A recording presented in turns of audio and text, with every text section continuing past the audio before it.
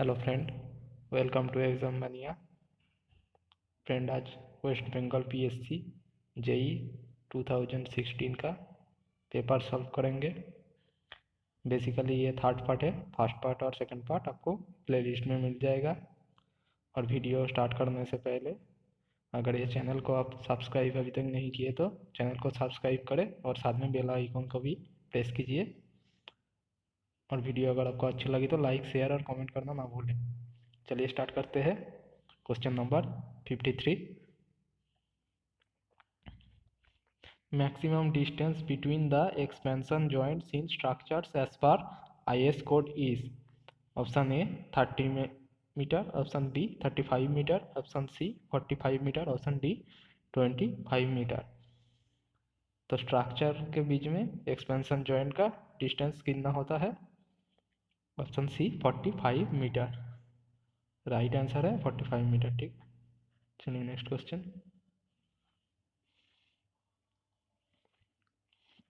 Question number 54. Due to attack of dry rot, the timber, option A cracks, option B shrinks, option C crumbles, option D reduced to powder. Due to attack of dry rot in timber क्या होता है? Timber reduces to powder। ठीक है, timber powder में convert हो जाता है। ठीक है, चलिए राइट आंसर है ऑप्शन डी। ठीक है, तो अटैक ऑफ ड्राई रॉट किसकी वजह से होता है? Lack of ventilation. ठीक है,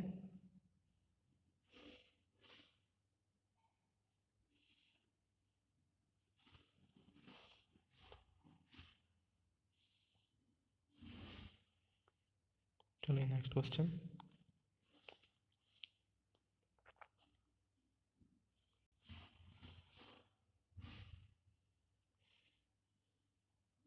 Question number 55. If L is the perimeter of a closed traverse, delta D is the closing error in the departure, the correction for the departure of a traverse side of length L according to Bowditch rule। तो Bowditch rule से डिपारेचर correction का value क्या होता है? डिपारेचर का value होता है option A departure in closing error into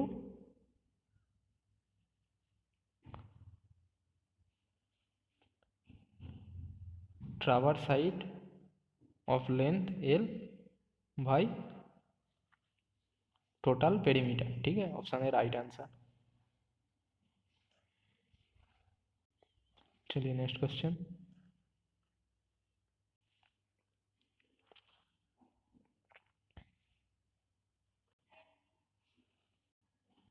question number 56। The fore bearing of the line A B and B C are measured is 146 degree 30 minute and 68 degree 30 minute. The included angle A B C is recorded as. यहाँ पे क्या बोला है?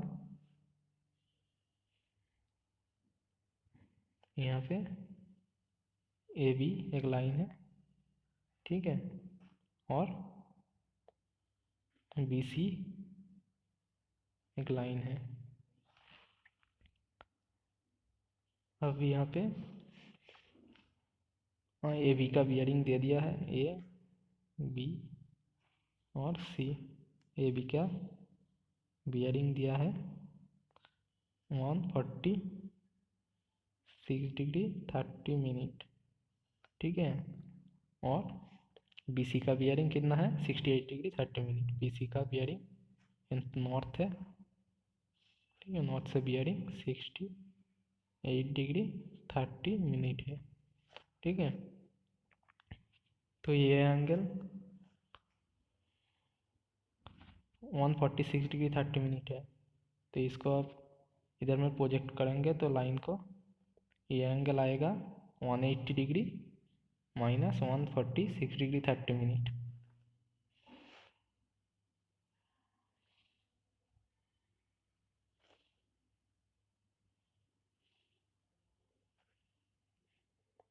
करके आएगा 33 degree 30 minute. ठीक है, ये एंगल 43 डिग्री 30 मिनट। तो देखिए ये एंगल और ये एंगल का वैल्यू सेम होगा, इक्वल, मतलब 33 डिग्री 30 मिनट और 68 डिग्री 30 मिनट को ऐड कर देने से आपका टोटल ये एंगल निकल जाएगा। ठीक है, ये दोनों को ऐड कर देंगे तो आएगा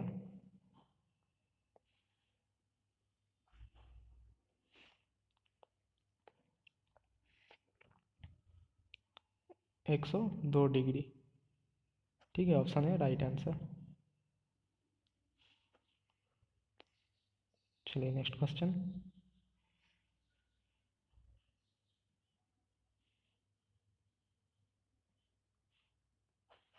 question number 57। The horizontal angle between the true meridian and magnetic meridian at a place is called option A azimuth, option B declination, option C local attraction, option D deep. तो true meridian और magnetic meridian का difference को क्या बोलते हैं? Declination. ठीक है, declination कहा जाता है, ऑप्शन बी राइट आंसर। चलिए नेक्स्ट क्वेश्चन।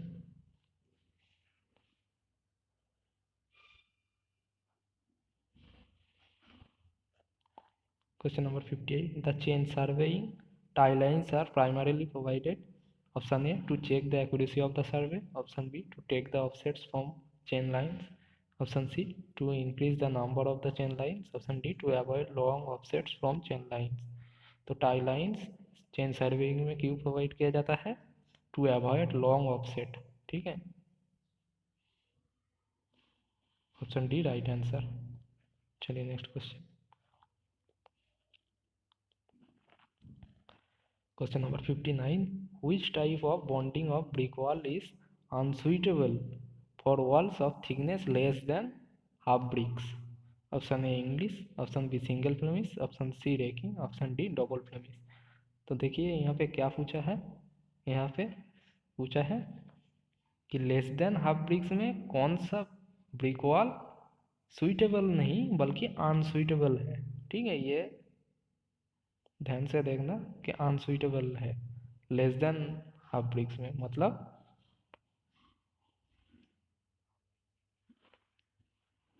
देर ब्रिक के लिए सिंगल फ्लेमिश बॉन्ड यूज होता है। ठीक है, मतलब देर ब्रिक के लिए कौन सा ब्रिक वॉल होगा वही यहाँ पे पूछा है।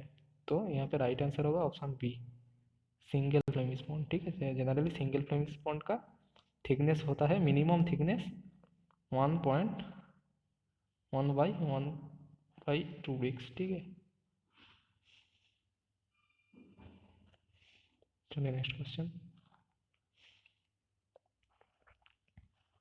Question number 60. Gypsum is added during grinding operation of cement production to facilitate, option A increasing compressive strain, option B delay in setting action, option C increase the soundness, option D increase the fineness। तो gypsum क्यों add किया जाता है? Delay in setting time, setting action को retard करने के लिए। ठीक है, ऑप्शन बी राइट आंसर। चलिए नेक्स्ट क्वेश्चन।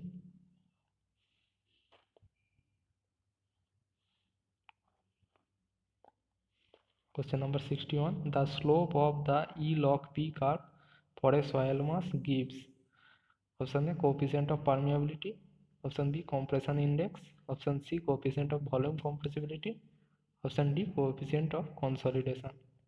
तो E-log P के द्वारा क्या निकलता है? E-log P कर्व के द्वारा कॉम्प्रेशन इंडेक्स को हम जनरली मेजर करते हैं। ठीक है, तो option B right answer, compression index. चलिए नेक्स्ट क्वेश्चन।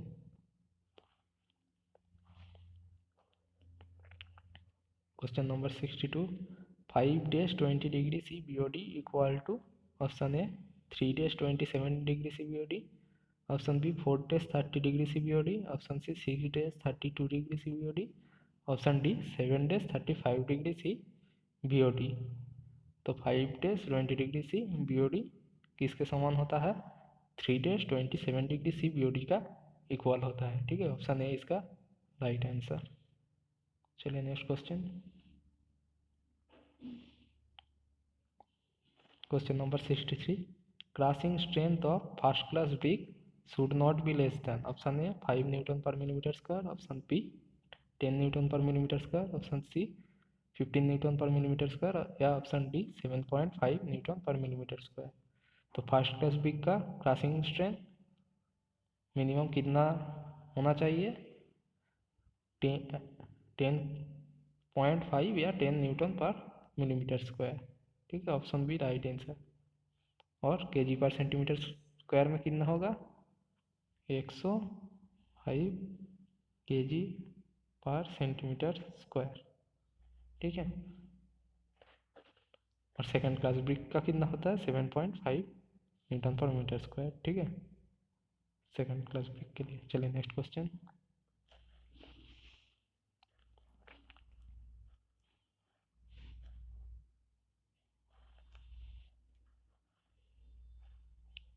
Question number 64।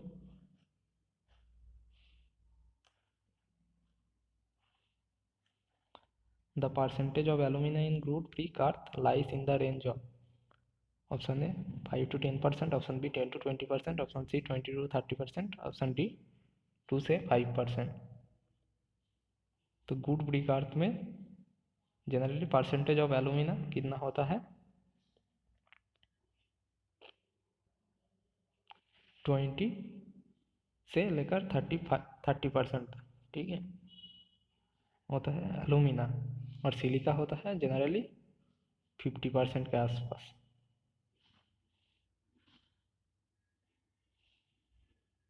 ठीक है, ऑप्शन सी राइट आंसर। चलिए नेक्स्ट क्वेश्चन। Question number 65।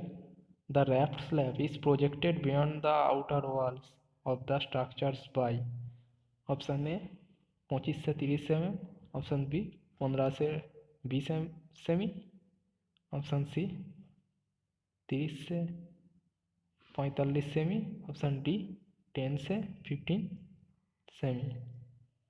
तो जो raft स्लैब होता है वो आउटर वॉल से कितना प्रोजेक्ट होता है? जनरली 30 से लेके 45 सेमी होता है। ठीक है, ऑप्शन सी इसका राइट आंसर है। चलिए next question.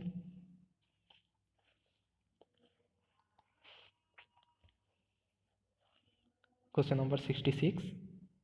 The slump recommended for beams and slab is, option A 25 से 50 mm, ऑप्शन बी 75 से 100 mm, ऑप्शन सी 40 से 120 mm, ऑप्शन डी 50 से 75 mm।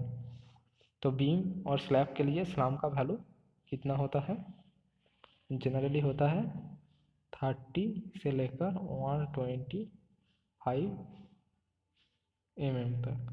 ठीक है, यहाँ पे देखिए कुछ ऑप्शन नहीं है ऐसा, तो इसका आसपास जो आंसर है वो है ऑप्शन सी। ठीक है, तो ऑप्शन सी इसका राइट आंसर होगा। चलिए next question.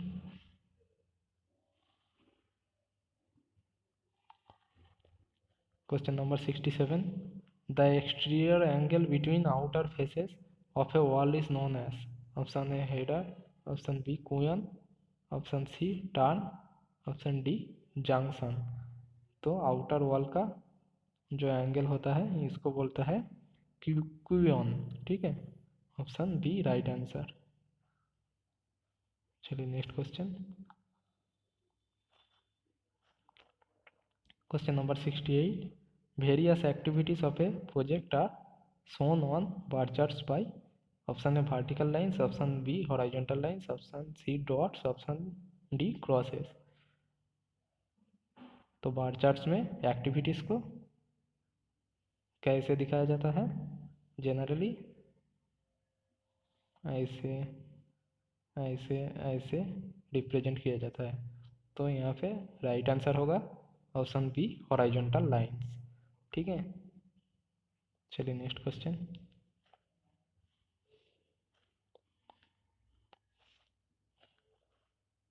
Question number 69। Irrigation canals are generally aligned along, option A valley line, option B contour lines, option C straight line, option D ridge line. तो irrigation canals canals को generally किससे बराबर align किया जाता है दोस्तों? ये ridge line बराबर अलाइन किया जाता है, क्योंकि रिज लाइन बराबर अलाइन करने से राइट और लेफ्ट दोनों साइड में आप इरिगेट कर सकते हैं। ठीक है, तो राइट आंसर होगा ऑप्शन डी, रिज लाइन। चलिए next question.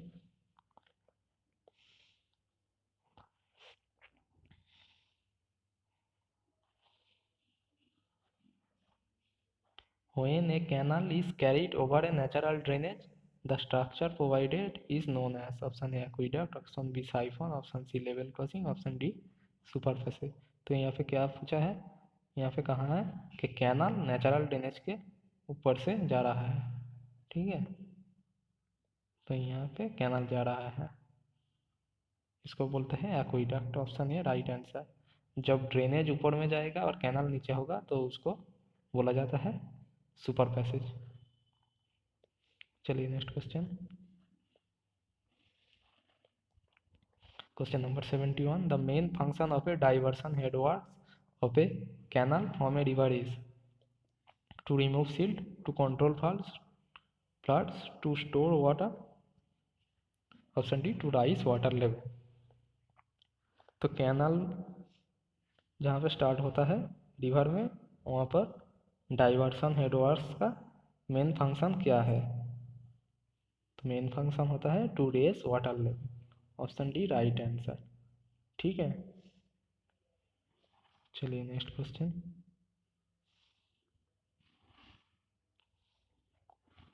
Question number 72। In a loaded beam the point of contraflexure occur at a section where option A shear force is maximum, option B BM is 0, option C BM is maximum, option D BM is minimum। तो point of contraflexure किसको कहा जाता है? जहाँ पे bending moment changes its साइंस और bending moment is 0। ठीक है, ऑप्शन बी इसका राइट आंसर है।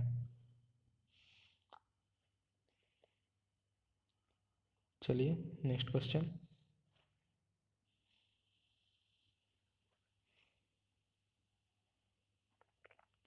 Question number 73।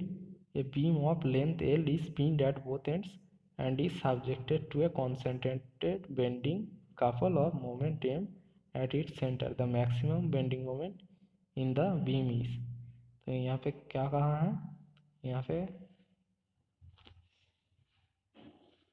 एक बीम है L लेंथ का, ठीक है, और टू साइड में पिन जॉइंट है और बीच में एक मोमेंट M है। तो इसका मैक्सिमम बेंडिंग मोमेंट क्या होगा? तो इसका मैक्सिमम बेंडिंग मोमेंट होगा M। ठीक है, ऐसा पैरेलली होगा।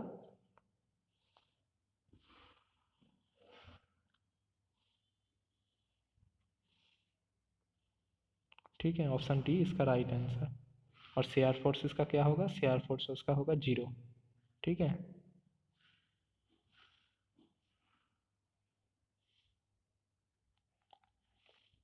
तो option D M right answer होगा। चलिए next question.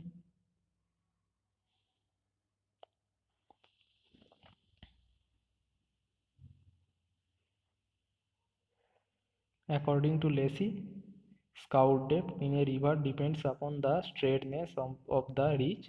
If D is the depth of scout in regime flow in a right angle bend, तो scour according to Lacey scour depth कितना होता है? 1.25D, 1.75D, 2.0D, 1.5D।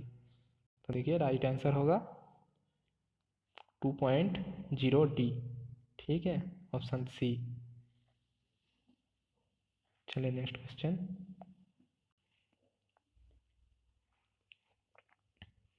Question number 75। The velocity of partial flow in a sewer line will be equal to the velocity in full condition if depth of flow in the sewer line equals to A 80%, option B 50%, option C 67%, option D 75%।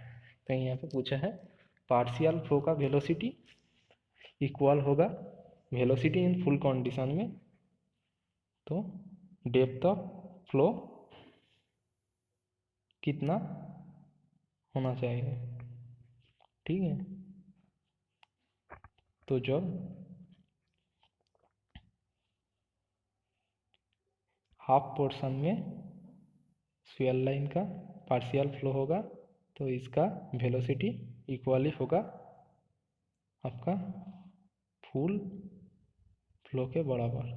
ठीक है, option B right answer, 50% या half. ठीक है, चलिए next question. Question number 76, the rate of accumulation of sludge in septic tank is recommended as। Option A 25 litre per person per month, option B 30 litre per person per year, option C 30 litre per person per month, option D 25 litre per person per day. तो rate of accumulation of sludge in a septic tank recommended कितना है, 30 litre per person per year. Option B इसका right answer है। ठीक है, चलिए next question.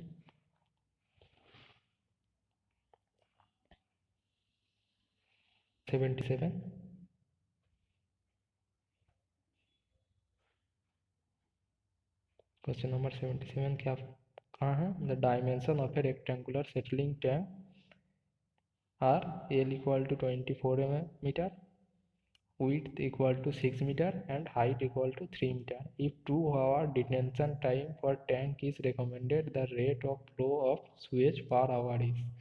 तो यहाँ पे एक रेक्टेंगुलर सेटलिंग टैंक का डायमेंशन दे दिया है और डिटेंशन टाइम 2 आवर बोल दिया है। तो यहाँ पे पूछा है rate of flow of Suez per hour कितना होगा। तो देखिए rate of flow of Suez means इसका डिस्चार्ज, तो डिस्चार्ज इक्वल टू क्या होता है, वॉल्यूम बाई टाइम। ठीक है, सॉरी वॉल्यूम बाई टाइम। तो यहाँ पे टैंक का वॉल्यूम कितना है, 24 into 6 metre into 3 metre by detention time कितना है, डिटेंशन टाइम है 2 आवर। तो इसका कैलकुलेशन करेंगे तो आएगा 216 मीटर क्यूब। ठीक है, करेक्ट आंसर है ऑप्शन डी 216 मीटर क्यूब। ठीक है, सिंपली है। चलिए next question. Question number 78, in a barrage the crest level is kept. Option है high with large gates, option B low with large gates, option C low with no gates, option C high with no gates. तो barrage का crest level कैसा रखा जाता है, देखिए barrage का crest level बहुत ही लो होता है और गेट जो होता है वो लार्ज होता है। ठीक है, तो इसका राइट आंसर होगा option C low with sorry low with large gate, option B right answer होगा। ठीक है, चलिए next question. Question number 79, the minimum width of septic tank is. Option A 750 mm, option B 900 mm, option C 600 mm, option D 1000 mm। तो minimum width of septic tank होता है 750 mm। ठीक है, option A इसका right answer. चलिए next question.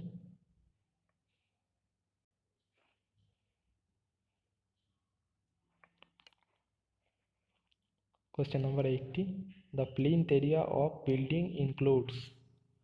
Option A lift and wall including landings, option B area of the stair cover, option C area of the cantilever porch, option D internal shaft for sanitary installation up to 2 square metre in area. तो देखिए यहाँ पे कहा है कि plinth area of building किस किस को इंक्लूड्स करता है। ठीक है, यहाँ पे area of the cantilever force इसको एक्सक्लूड्स करता है, इंक्लूड्स नहीं, तो ये नहीं होगा। Area of the stair cover generally stair cover भी नहीं होता है। ठीक है, ओपन लैंडिंग के लिए स्टेयर को भी एक्सक्लूड किया जाता है। और lift and wall including landings. ठीक है, लिफ्ट एंड वॉल जो होता है वो अगर प्लिंथ एरिया मतलब प्रोजेक्टेड है तो इसको भी एक्सक्लूड किया जाता है। यहाँ पर राइट आंसर होगा option D, internal shaft for sanitary installation up to 2 square metre in area. ठीक है, ऑप्शन डी इसका राइट आंसर। 2 स्क्वायर मीटर से ज़्यादा एरिया हो जाएगा तो इसको भी एक्सक्लूड किया जाता है।